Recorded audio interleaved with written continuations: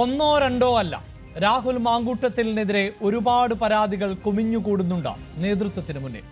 Who cares എന്ന് മറുപടി പറഞ്ഞ നേതൃത്വത്തിന് ഒഴിയാവുന്ന പരാതികളല്ല അതൊന്നും. പരാതി നൽകിയവരിൽ കോൺഗ്രസിന്റെ മുൻ ജനപ്രതിനിധിയുടെ മകളും ഉണ്ട് എന്നാണ് റിപ്പോർട്ട്. വിവാഹ വാഗ്ദാനം നൽകിയെങ്കിലും പിന്നീട് പിന്മാറിയെന്നാണ് പരാതി.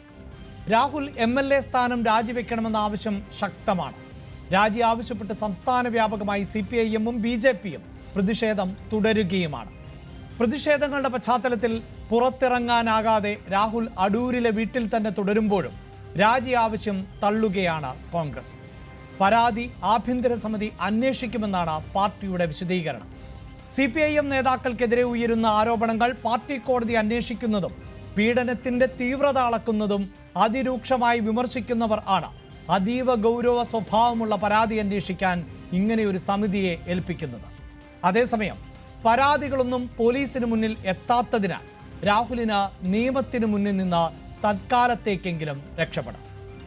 കൂടുതൽ തെളിവുകൾ ലഭിക്കുകയോ പുറത്തുവന്ന ശബ്ദ സന്ദേശത്തിന്റെ ഇര നേരിട്ട് വരികയോ ചെയ്താൽ മാത്രം കേസെടുത്താൽ മതി എന്നാണ് പോലീസിന് ലഭിച്ച നിയമോപദേശം.